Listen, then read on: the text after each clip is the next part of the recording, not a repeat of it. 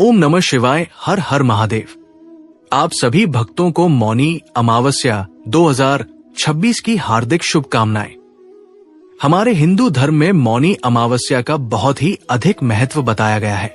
मौनी अमावस्या पर व्रत, पूजा विधि और महात्म्य की बातें पुराणों में बताई गई है। मान्यता है कि मौनी अमावस्या के दिन व्रत रखने से सुहाग, सौभाग्य और समृद्धि की प्राप्ति होती है। अब की बार साल 2026 में मौनी अमावस्या का व्रत 18 जनवरी रविवार को रखा जाएगा। मौनी अमावस्या का व्रत हर साल माघ मास की अमावस्या तिथि को किया जाता है। मौनी अमावस्या अपने नाम के अनुसार ही मौन और साधना का व्रत है। हम हर दिन न जाने कितनी ही बातें बोल जाते हैं, जिससे लोगों का मन आहत होता है और अपनी कही हुई बातों को लेकर हम बाद में अफसोस भी करते हैं। इसीलिए साधना के लिए मौन परम आवश्यक माना गया है।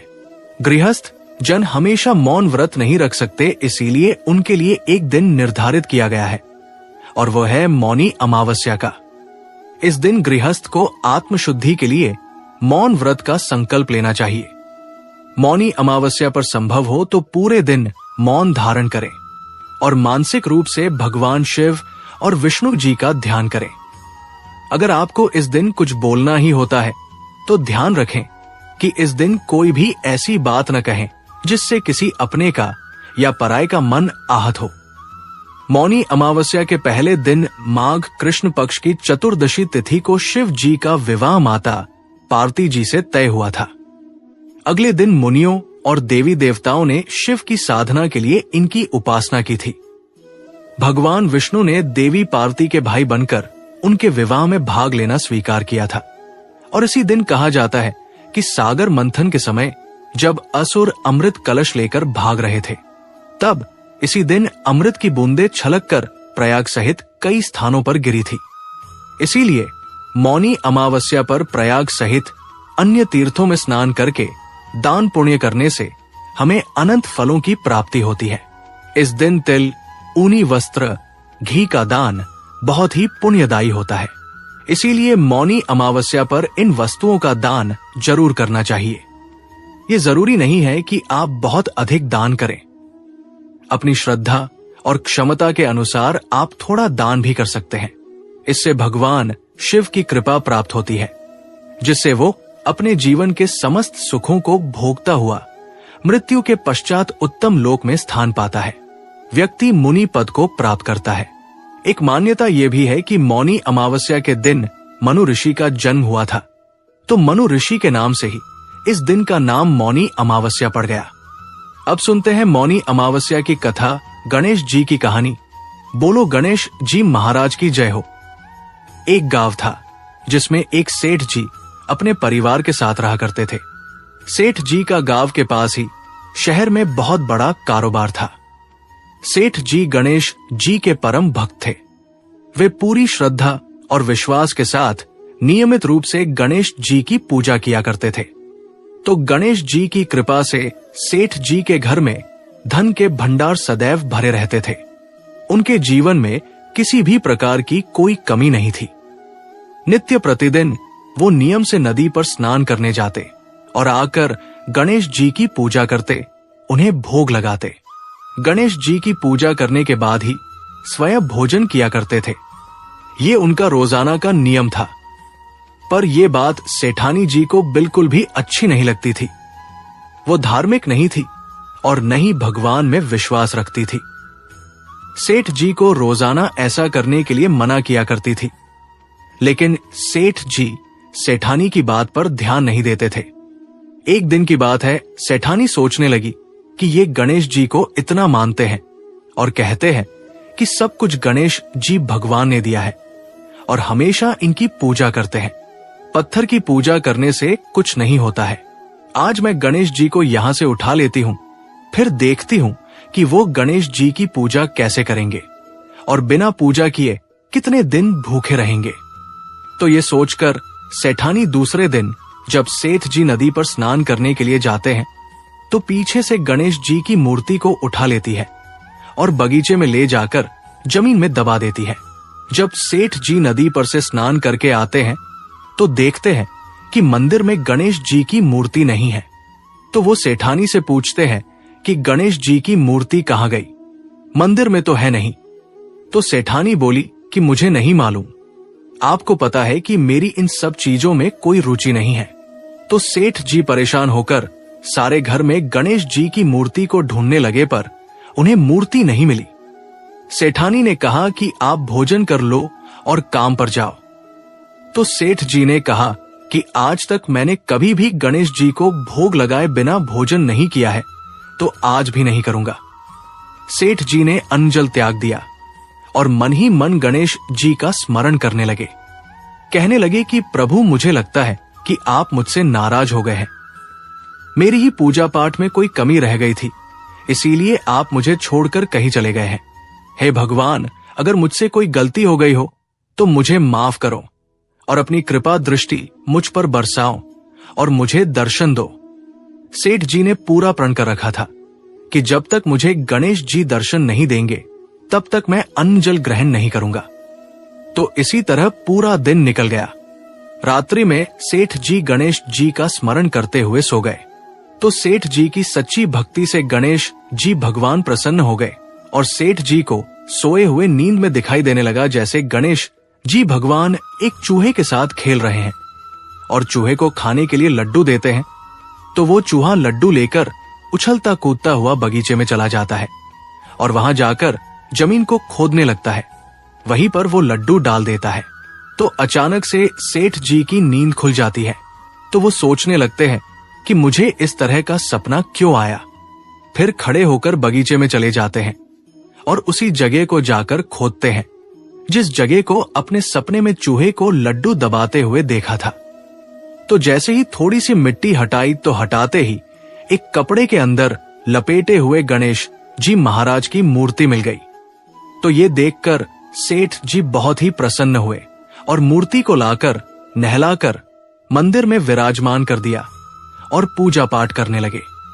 घंटी की आवाज सुनकर सेठानी की नींद खुल गई। तो वो उठकर आई कि सेठ जी को क्या हो गया है जो इस तरह रात में ही घंटी बजा रहे हैं। तो सेठानी उठकर मंदिर में आकर देखती है तो गणेश जी की मूर्ति वहां पर विराजमान थी और सेठ जी पूजा पाठ कर रहे थे। तो ये देखकर सेठानी को बड़ी ही हैरानी होती है और वो हाथ जोड़कर सेठ जी से माफी मांगती है और गणेश जी को छिपाने वाली सारी बात सेठ जी को बता देती है। तो सेठ जी कहते हैं कि अब तो तुम्हें विश्वास हो गया होगा कि ये सब कुछ गणेश जी भगवान ने दिया है। तो सेठानी शर्मिंदा होते हुए कहती है कि मुझसे बहुत बड़ी गलती हो गई।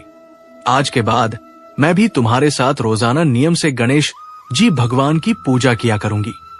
उसी दिन से सेठ और सेठानी प्रेम पूर्वक पूरे श्रद्धा भाव से गणेश जी भगवान की पूजा करने लगे। हे गणेश जी भगवान, जैसे आपने अपना आशीर्वाद सेठ जी पर बनाए रखा उसी तरह सभी पर बनाए रखना।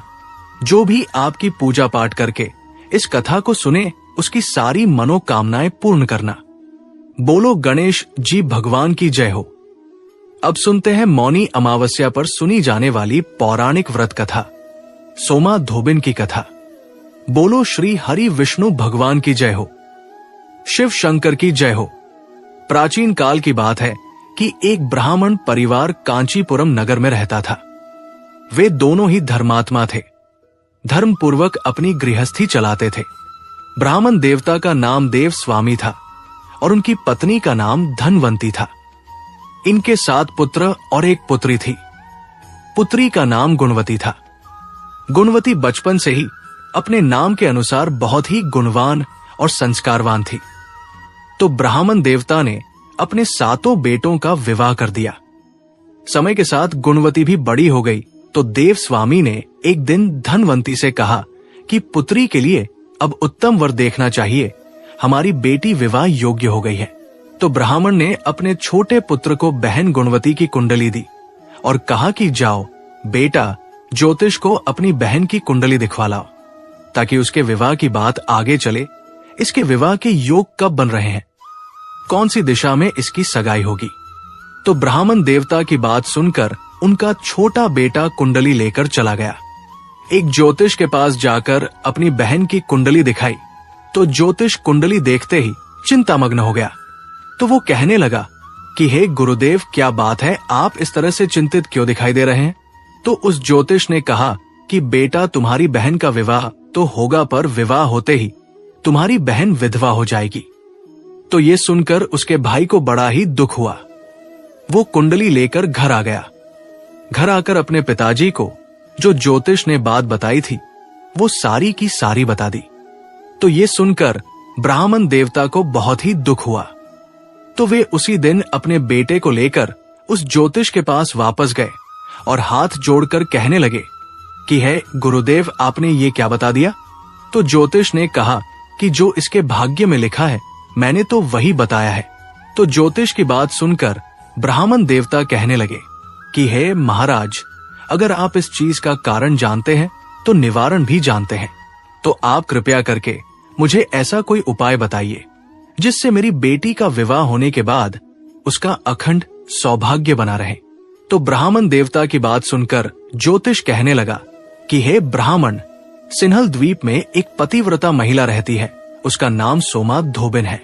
यदि कन्या की शादी से पहले वो तुम्हारे घर आकर पूजन करे और अपना आशीर्वाद दे तो ये दोष दूर हो जाएगा। जब तक तुम उनसे पूजा न करवाओ, अपनी बेटी का विवाह कहीं पर भी तय मत करना। सोमा धोबिन बहुत ही धर्मपरायण महिला है, वो कहीं भी आती जाती नहीं है। तुम कहकर देख लो, शायद तुम्हारा कहना मान जाए।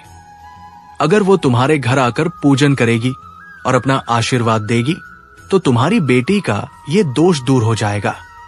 तो ये सुनकर ब्राह्मण देवता बहुत ही प्रसन्न हुए और ज्योतिष का धन्यवाद करते हुए घर आ गए।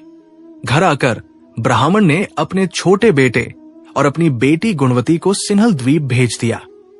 दोनों भाई बहन सागर के किनारे पहुंचकर उसे पार करने के बारे में विचार करने लगे। भाई कहने लगा कि बहन, समुद्र इतना गहरा और इतनी दूर तक फैला हुआ है, हम इसे पार कैसे करेंगे? हमें तो तैरना आता नहीं है, अगर हम इसके अंदर डूब गए तो क्या होगा?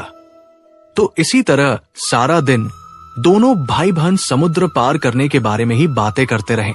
वे दोनों एक पीपल के पेड़ के नीचे बैठे थे। तो उसी पेड़ के ऊपर एक गिद्ध का परिवार रहता था। उस समय घोंसले में सिर्फ गिद्ध के 2 बच्चे थे। वे सुबह से भाई बहन की बातों और क्रियाकलापों को देख रहे थे। शाम के समय जब गिद्ध की माता बच्चों के लिए भोजन लेकर घोंसले में आई तो बच्चों ने पेड़ के नीचे लेटे भाई बहन की सारी कहानी अपनी माता को सुनाई।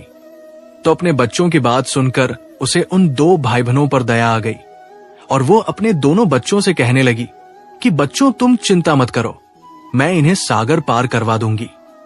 तो बच्चों ने जैसे ही अपनी मां की बात सुनी तो उन्हें बड़ी ही खुशी हुई। भोजन ग्रहण किया तो उसके बाद बच्चों की मां उन भाई बहन के पास आ गई। पास आकर कहने लगी कि मैं तुम्हारी समस्या को जान गई हूं, तुम दोनों चिंता मत करो, मैं तुम्हारी समस्या का निदान कर दूंगी और आप सोमा धोबिन के पास भी पहुंचा दूंगी। तो गिद्ध की बातों को सुनकर दोनों भाई बहन बड़े ही आनंदित हुए। फिर उन्होंने वन में से ही मौजूद कंदमूल को खाकर रात गुजार ली। सुबह होते ही गिद्ध ने दोनों भाई बहनों को अपनी पीठ पर बैठाकर समुद्र पार करवाया और सिन्हल द्वीप में सोमा धोबिन के घर पहुंचा दिया। तो वो दोनों भाई बहन सोमा धोबिन के घर के पास छुप कर रहने लगे। हर दिन सुबह होने से पहले ही गुणवती सोमा धोबिन का घर लीप दिया करती थी और घर का सारा काम कर देती थी। तो एक दिन सोमा धोबिन ने अपनी बहुओं से पूछा कि प्रतिदिन हमारा आंगन कौन लीपता है? तो बहुओं ने प्रशंसा के लोभ में कहा कि हमारे अलावा ये काम कौन कर सकता है। लेकिन सोमा धोबिन को अपनी बहुओं की बात पर भरोसा नहीं हुआ। वो सोचने लगी कि जो रोजाना घर का काम करने के लिए ही आपस में सारा दिन लड़ती झगड़ती है और आज समय से काम भी हो गया और आंगन भी लीप लिया, ये तो नहीं हो सकता। तो इस तरह उसे अपनी बहुओं की बात पर विश्वास नहीं हुआ। वो सोचने लगी कि मुझे पता तो लगाना पड़ेगा कि कौन है जो हमारे घर का सारा कार्य करके चला जाता है, मुझे ही कुछ न कुछ करना पड़ेगा। ये सोचकर सोमा धोबिन पूरी रात जागती बैठी रही कि आज तो मैं इस बात का पता लगाकर ही रहूंगी। इस तरह पूरी रात बीत गई। किसी को आया देखकर सोमा धोबिन बहुत ही दुखी और परेशान हुई। तभी सोमा धोबिन ने देखा कि उनके घर एक कन्या आई है और वो घर की झाड़ू बुहारी करके आंगन लीप रही है। तो सोमा धोबिन गुणवती के पास गई और उसे पूछने लगी कि तुम कौन हो और क्यों हर सुबह हमारा आंगन लीप कर जाती हो। तो सोमा धोबिन की बात सुनकर गुणवती कहने लगी कि पहले आप मुझसे वादा करो, उसके बाद मैं तुम्हें सब कुछ सच सच बता दूंगी। तो सोमा धोबिन ने वचन दिया तो गुणवती ने अपना सारा हाल सोमा को कह सुनाया। अब गुणवती की बातों को सुनकर सोमा ने कहा कि तुम कुंवारी कन्या मेरे घर का सारा काम सूर्योदय से पहले कर जाती थी, इतना ही नहीं रोजाना आंगन भी लीपती थी, तो मैं तुमसे बहुत प्रसन्न हूं। मैं तुम्हारे लिए कुछ न कुछ अवश्य करूंगी। मैं तुम्हारी सुहाग को बरकरार रखने के लिए तुम्हारे साथ ही चलती हूं। तो सोमा धोबिन जैसे ही घर छोड़कर उसके साथ चलने लगी, उससे पहले अपनी बहुओं से कहा था कि अगर मेरे लौटने से पहले मेरे पति या बेटों को कुछ हो जाता है तो उनके शरीर को संभाल कर रख देना, तेल की कड़ाही में डुबो देना। यह कहकर सोमा धोबिन उस कन्या के साथ चली गई और फिर गुणवती के घर पहुंचकर पूजा अर्चना की और अपनी मांग का सिंदूर गुणवती की मांग में लगाया और कहा कि अब तुम इसके लिए कोई अच्छा सा घरवर देखकर इसकी शादी कर दो। आज से इसका सुहाग अखंड रहेगा, ये मेरा आशीर्वाद है। ये कहकर सोमा ने गुणवती को अखंड सौभाग्य का आशीर्वाद दिया और फिर वहां से चल पड़ी।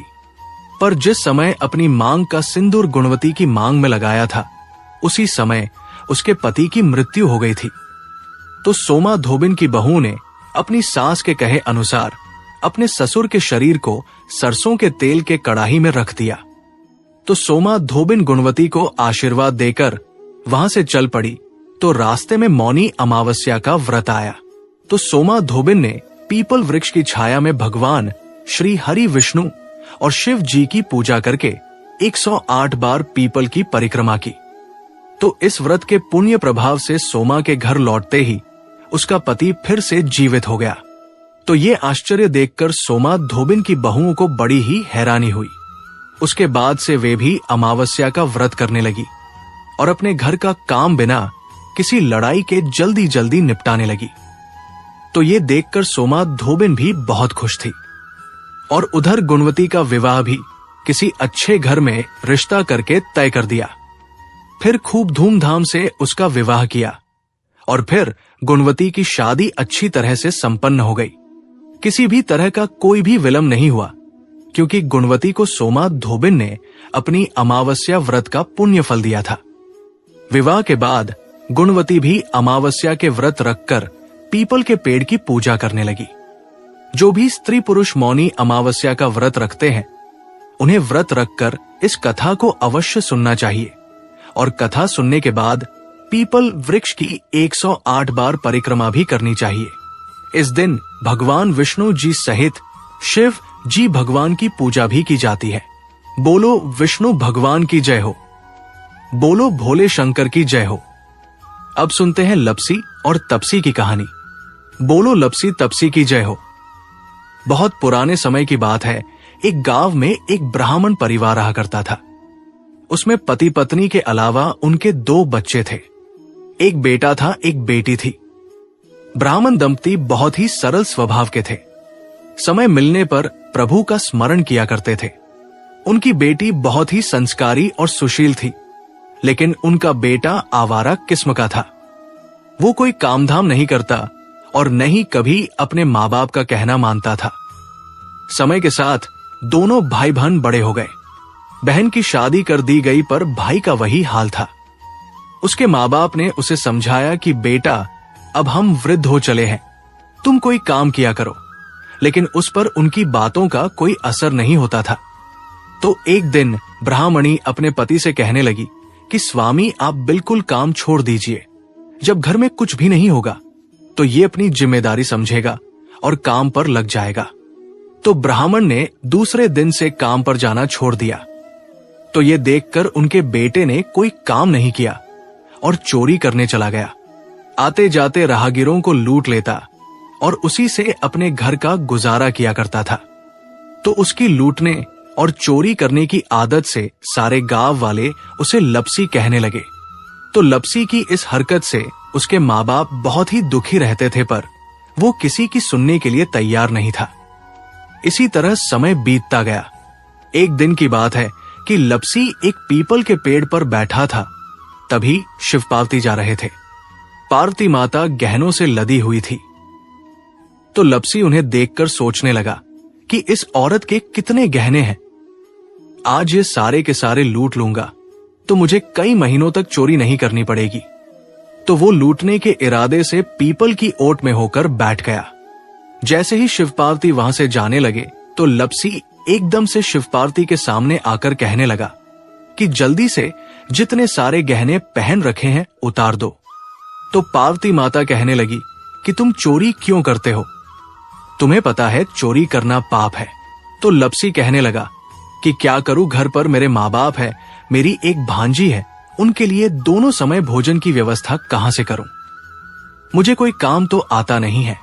तो लपसी की बात सुनकर पार्वती माता कहने लगी कि तुम जो चोरी करके पाप करते हो, इस पाप का भागी कौन बनेगा? तो लपसी कहने लगा कि मेरे घर वाले सारे बनेंगे। तो पार्वती माता कहने लगी कि कोई नहीं बनेगा, पाप के भागी केवल तुम बनोगे। तो लपसी कहने लगा कि मैं लूट सोट कर उन्हीं के लिए लेकर जाता हूं, तो पाप के भागी तो उन्हें बनना ही पड़ेगा। तो लपसी की बात सुनकर पार्वती माता ने हंसकर कहा कि हम यहीं पर बैठे हैं और तुम अपने घर जाओ, अपने घर वालों से पूछो कि कोई तुम्हारे पाप का भागी बनेगा क्या? तो ये सुनकर लपसी भागा भागा अपने घर आया और अपनी मां के पास गया और कहने लगा कि मां, मैं चोरी करके लाता हूं, राह चलते राहगीरों को लूटता हूं, तुम्हारे लिए ही तो करता हूं। तो तुम मुझे एक बात बताओ, चोरी करने से जो पाप लगता है तो आप मेरे पाप के भागी बनोगे? तो लपसी की बात सुनकर उसकी मां कहने लगी कि बेटा, मैंने तो तुमसे नहीं कहा कि तुम चोरी करके लाओ, तुम कमा कर लाओ। हमें तो 2 वक्त की रोटी चाहिए, मैं तो तुम्हारी पाप की भागी नहीं बनूंगी। तो मां के मुंह से इस तरह की बात सुनकर लपसी तो हैरान हो गया। फिर वो अपने पिताजी के पास गया और जाकर कहने लगा कि पिताजी, मैं जो कुछ भी लूट सोट के लाता हूं वो आपके लिए ही तो लाता हूं। देखो, मैंने लूट कर कितना धन इकट्ठा कर लिया है, कितने ऐशो आराम है तुम्हारे। अगर मैं चोरी नहीं करता तो क्या ये सब हमें मिलता? पिताजी, मैं तुमसे एक बात पूछता हूं कि चोरी करने से पाप लगता है, तो उस पाप में आप मेरे भागीदार बनोगे क्या? तो लपसी की बात सुनकर उसके पिताजी कहने लगे कि बेटा, मैंने नहीं कहा कि तुम चोरी करके लाओ, तुम कमा कर लाओ, मैं तुम्हारे पाप का भागी नहीं बनूंगा। तो माँ बाप के मुंह से इस तरह की बात सुनकर वो बहुत ही उदास हुआ और सोचने लगा कि मैं कितने महीनों से चोरी कर रहा हूं, न जाने मुझ पर कितना पाप चढ़ गया है, और ये तो बोल रहे हैं कि पाप के भागी हम नहीं बनेंगे, तो अब क्या होगा? तो वो बड़े ही दुखी मन से शिव पार्वती से मिलने के लिए चल पड़ा। जैसे ही घर से बाहर निकलने लगा तो उसकी छोटी सी भांजी दरवाजे पर खेल रही थी। उसे पता नहीं था कि पापुण्य क्या होता है, तो वो कहने लगी कि मामा, पाप की भागी मैं बनूंगी। तो उसके इस तरह कहते ही लपसी ने उसे गोद में उठाया और चल पड़ा। शिवजी भगवान और पार्वती माता के पास जाकर कहने लगा कि घर वालों ने पाप का भागी बनने से मना कर दिया है और एक यही है जो पाप की भागी बनने को तैयार है। फिर लपसी बड़े ही दीन स्वर में कहने लगा कि हे भगवान, मैं समझ गया हूं कि चोरी करना पाप है।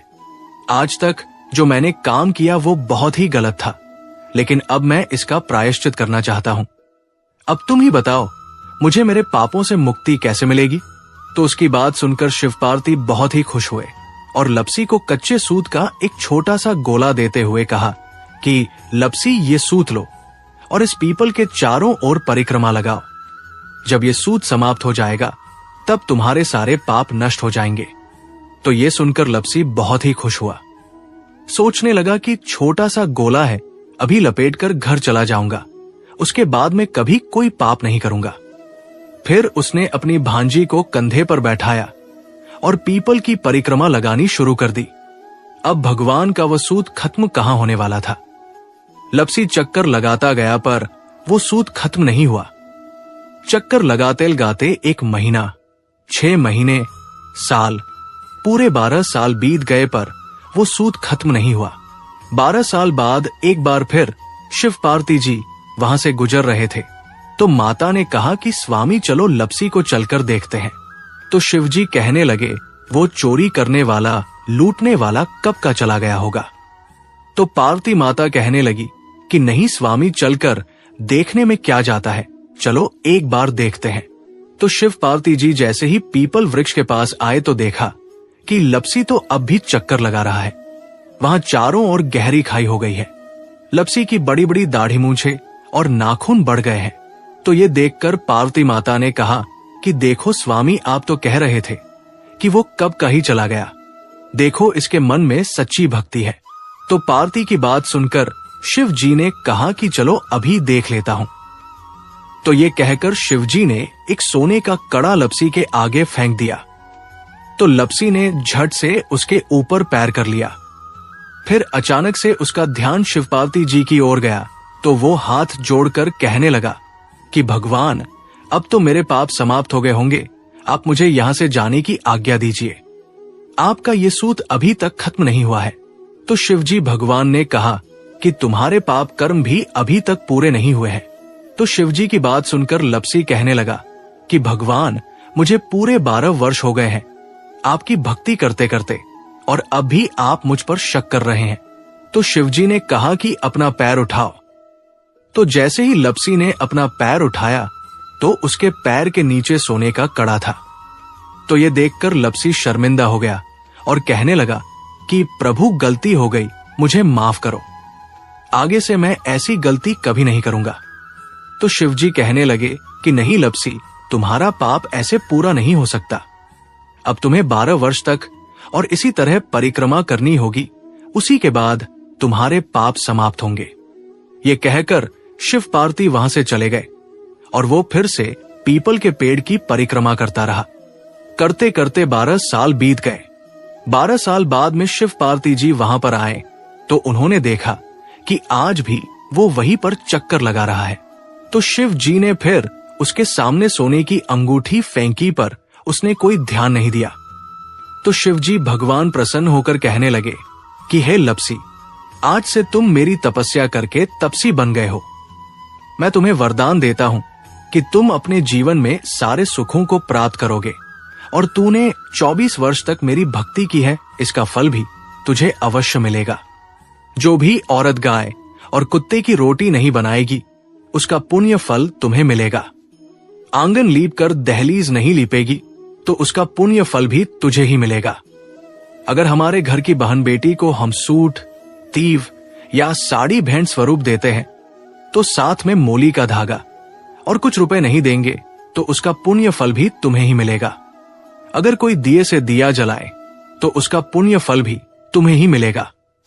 अगर व्रत और पूजा पाठ में सारी कहानी सुन ले और तुम्हारी कहानी न सुने, तो उसका पुण्य फल भी तुम्हें ही मिलेगा। कहा जाता है कि तभी से सुबह पहली रोटी गाय की और सुबह की अंतिम रोटी छोटी बनाई जाती है, और शाम को अंतिम रोटी बड़ी बनाई जाती है, जो कुत्ते की होती है, और दिए से दिया भी नहीं जलाया जाता, और घर की बहन बेटियों को सूट और तीव के साथ भेंट स्वरूप कुछ रुपए भी जरूर दिए जाते हैं। और उसी दिन से हर व्रत कथा के बाद में लपसित पसी की कहानी जरूर सुनी जाती है, और कथा समाप्त होने पर कहा जाता है कि लपसी का फल लपसी को मिले, तपसी का फल तपसी को मिले, हमारी पूजा पाठ का, हमारे व्रत का और हमारी कहानी का पुण्य फल हमें मिले। बोलो लपसी तपसी की जय हो। जय भोलेनाथ, हर हर महादेव।